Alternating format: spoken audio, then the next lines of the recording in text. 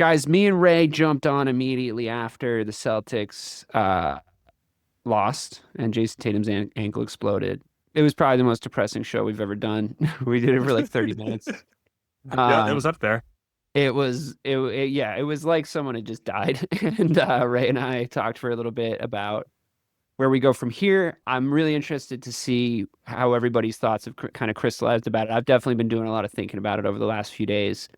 Where does this team go from here? Because honestly, I mean, I'm willing to be talked out of this, but I haven't really moved on too much from where me and Ray sort of landed, which is like I think this iteration of this team is over. I just think where we are with the salary cap, I think where the roster's so fucking expensive.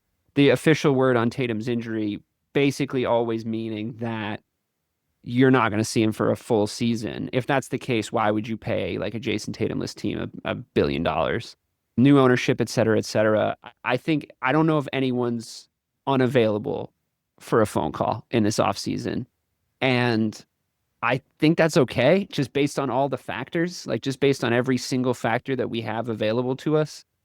I totally agree that Jaylen Brown was playing on one leg and like we shouldn't be making emotional decisions and like judging, his career on like him not being able to like come back from 3-1 down with another guy, like, the best guy in the team injured. I don't think that should be the context we judge Jaylen Brown in, but I think you got to field a phone call for everybody at this point because I think this iteration of the team is over.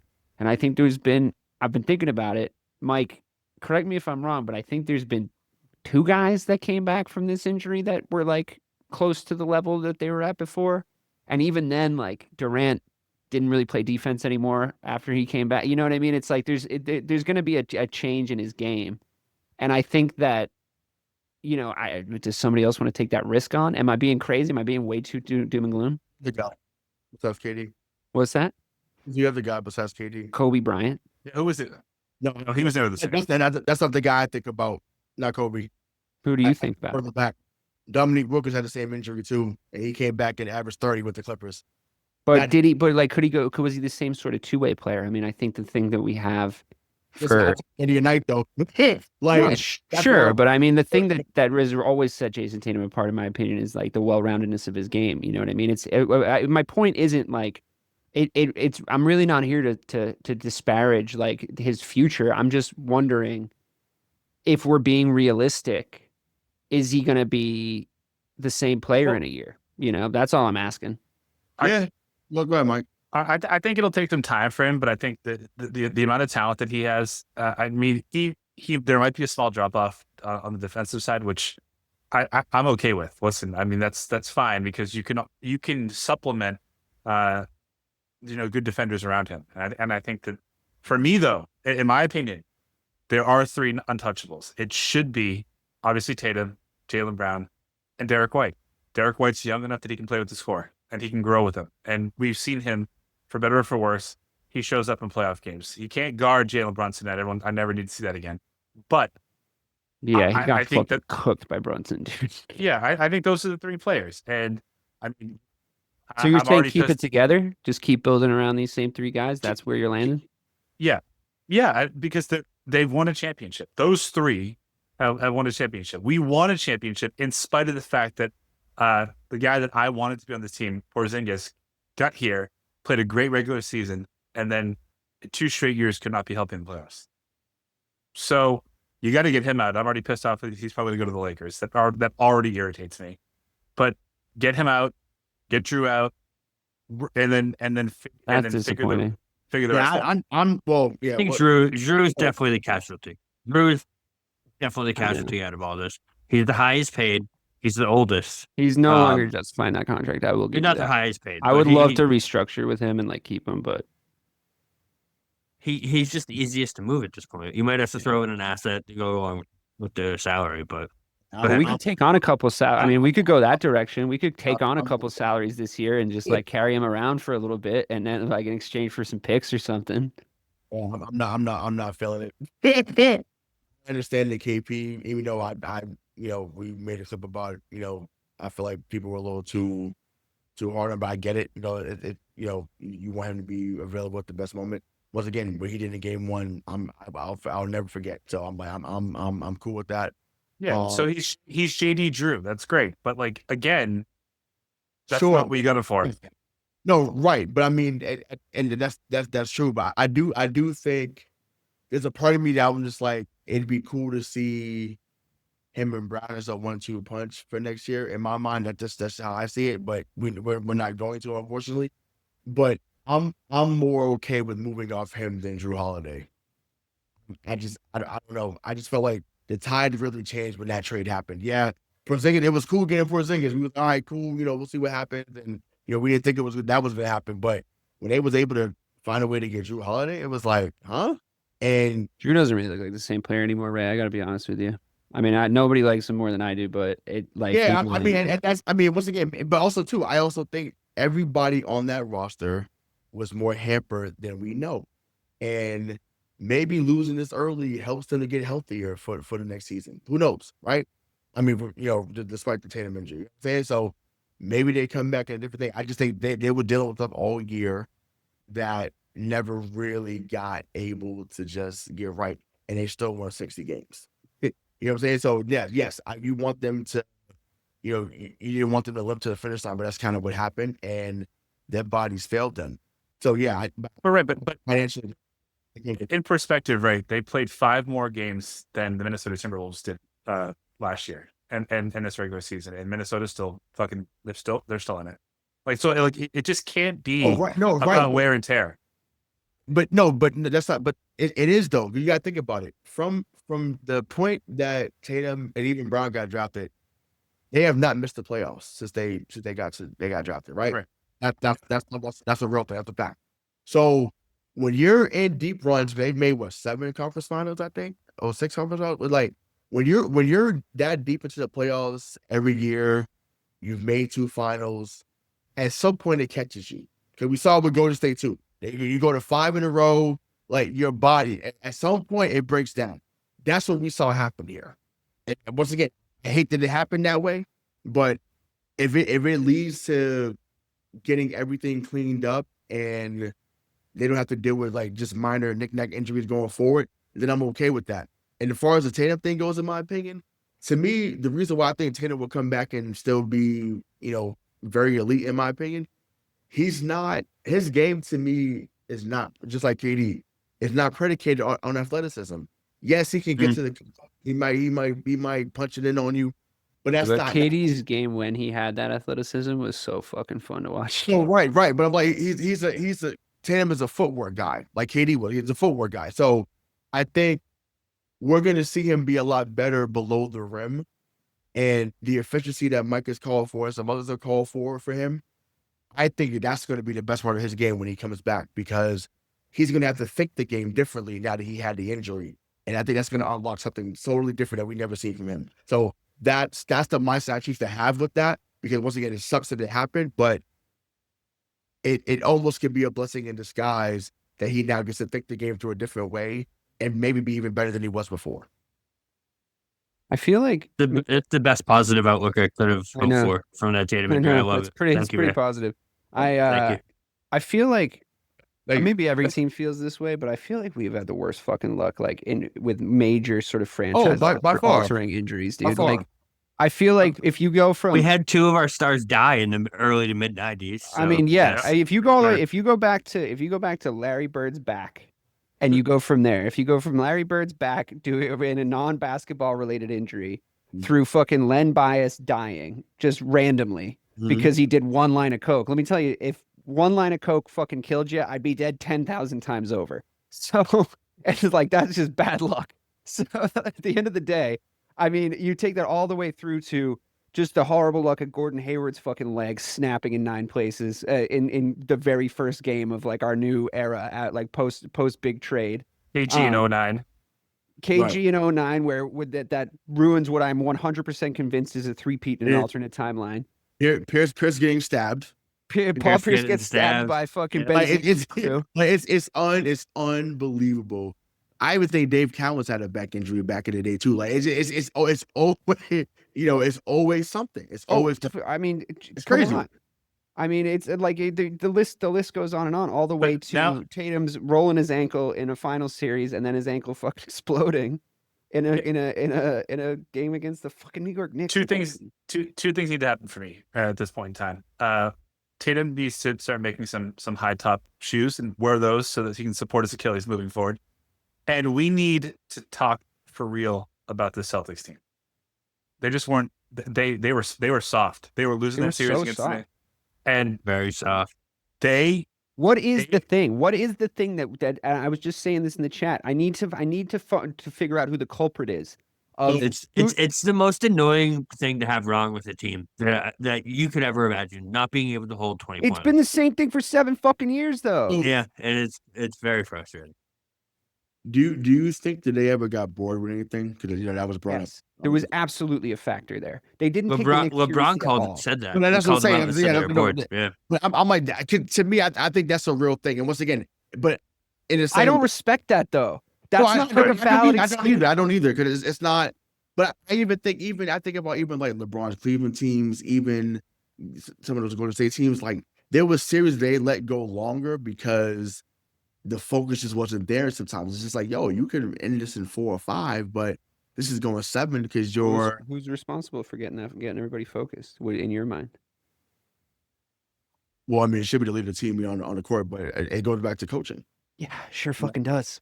Coaching, but I mean, as you saw in the press conference, like he's not going anywhere. So, you know what though? Honestly, but this is his contract year though, and it's very odd for an NBA coach to come into the final year of their contract without an extension.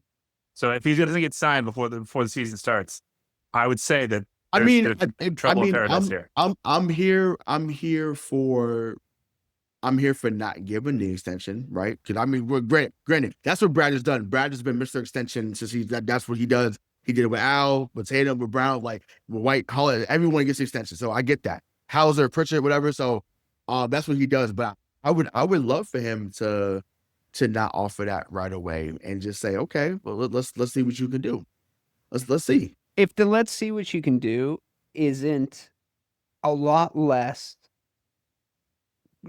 sort of hyperbolic statements in the press about toughness and grit and not actual fucking toughness and grit, like I just don't. There's a lot of bluster from Joe Mazzulla this year, and quite frankly, if you're thinking about what you're going to say in the press conference, like I would think that they should fight, fighting's cool, and like I want to see blood, blah blah blah.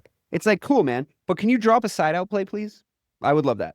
Thank you so much. Can you have one that works ever? Well, it's like you see the Pacers last night. They run a play where all 4 of them start on one side, and they almost do like a football type play. 4 verticals. Yeah, 4 birds. Yeah, and it's like, bro, why can't we do something like that? I don't understand.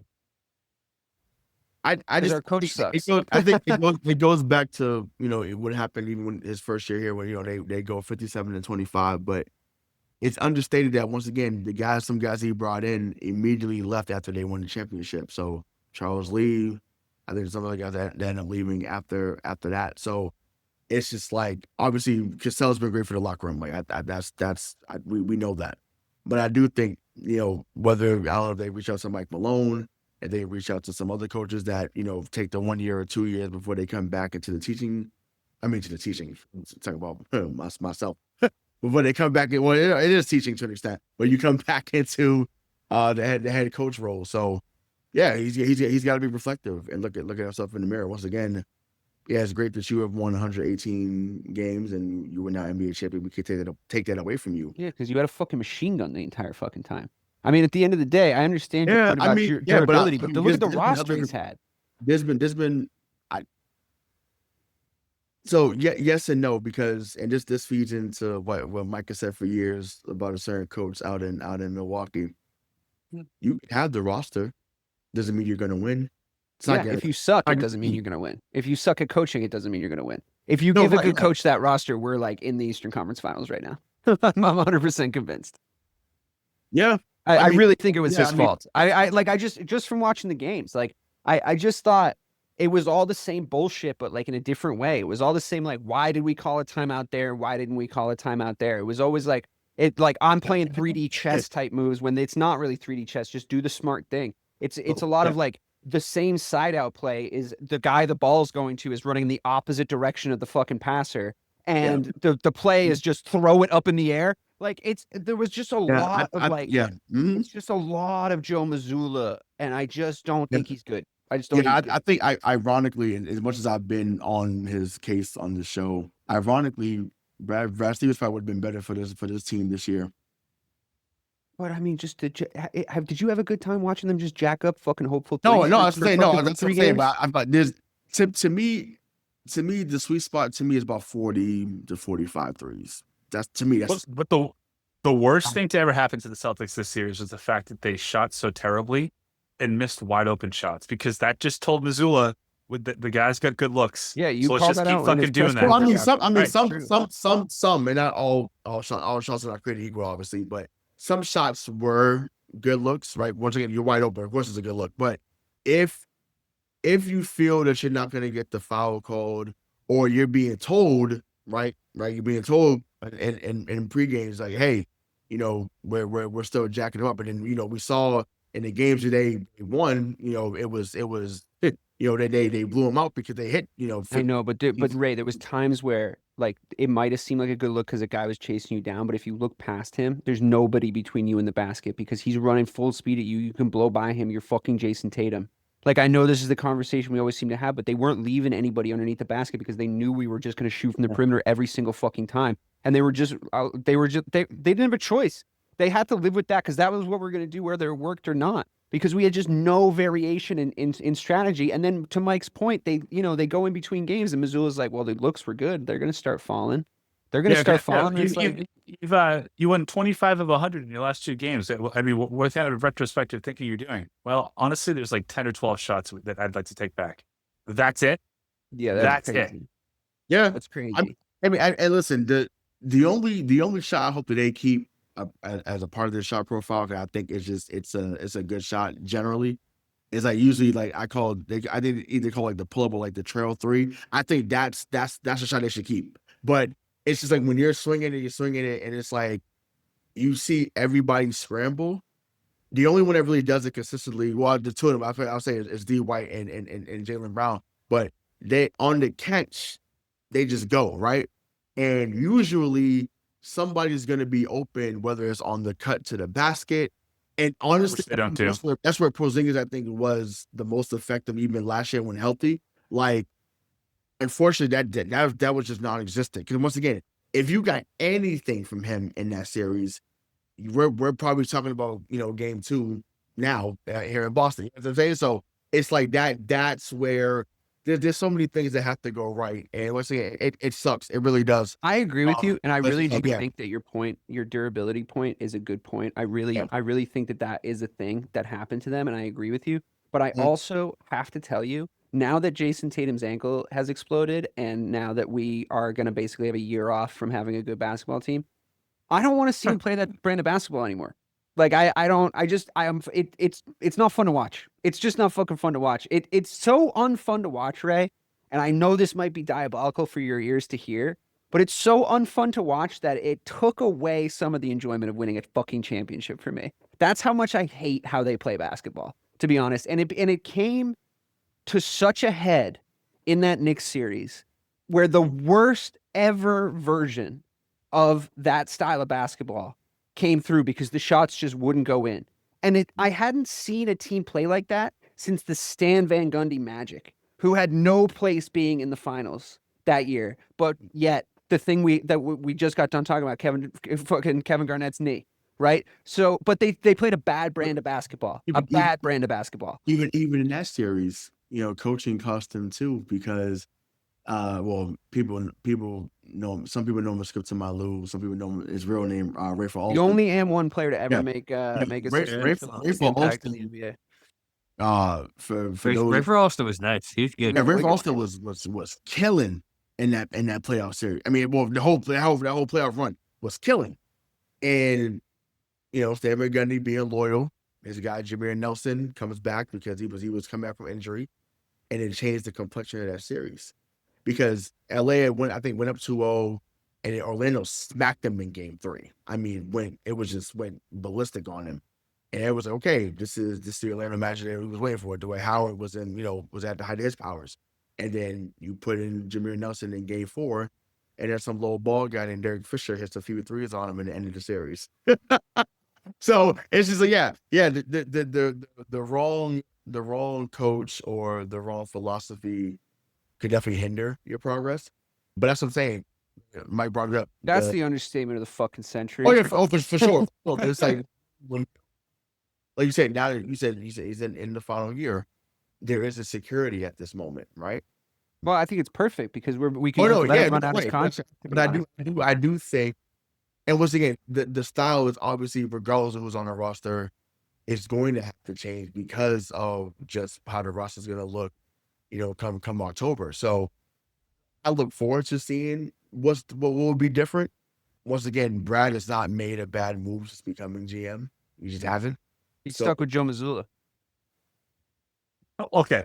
He win a championship, though. So, like, I think we won a championship despite him. Much how you feel about Doc Rivers. I think you're allowed to feel that in the logic of your world, right, Mike? You're allowed to feel like the coach. Sure. The coach was there.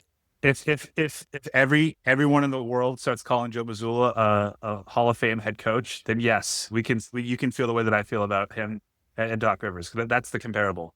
However, Brad Stevens' bad move is coming because he's going to sign to an extension in August. I bet. Like I would bet anything that he's not going to let Mazzulla go into this season without a contract. But hold on, one more quick thing. Don't judge them learning from their mistakes based on how they played next season without Tatum. Judge it if Mazzulla is still a coach when Tatum comes back the following year. If they just start jacking up threes again, they can just say, "Oh, we had to make the changes because we were without our star, but this is who we are." Like next year, we're not going to learn anything from them next year unless they win a championship. Well, that's a bad sign. That's a bad sign. I know. For the fucking franchise, if you're right, because to me, what we had was so many good players on a roster that any coach worth his salt would have been trying out so many different variations of cool basketball across the course of the last 2 years, where we would have had 3, 4, 5, 6 levels to go to at any point, because things that, I got sick of fucking saying it after a while. I got to the point of being like, hey, you know what would be really cool? Like, could we see Jayson Tatum and Jaylen Brown in like a pick and roll consistently? Oh, Kristaps Porzingis is here. Like, let's see him and Tatum run like the coolest, longest 2-man game that you'll like ever see. Let's like get them into some sets. Let's really experience some set and design plays that get them into rhythm.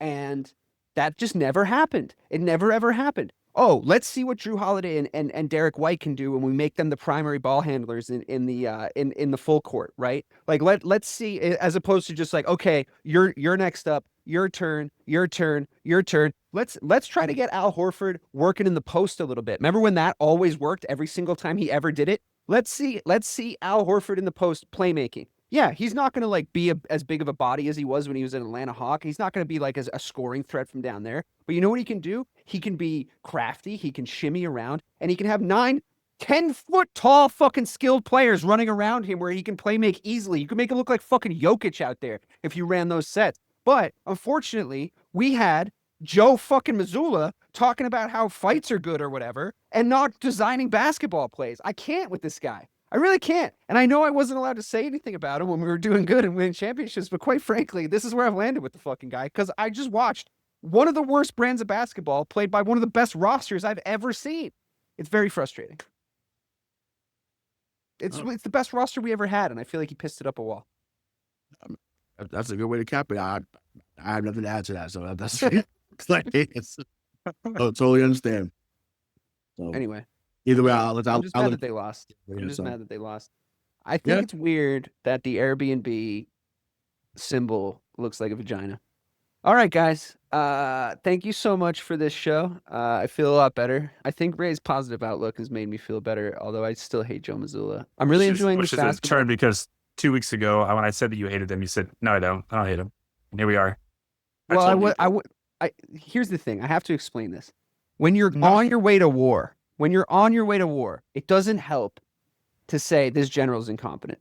It just doesn't help, right? Because we're all marching the same direction anyway. Okay. So if I turn around and I say the general's incompetent, how does that help?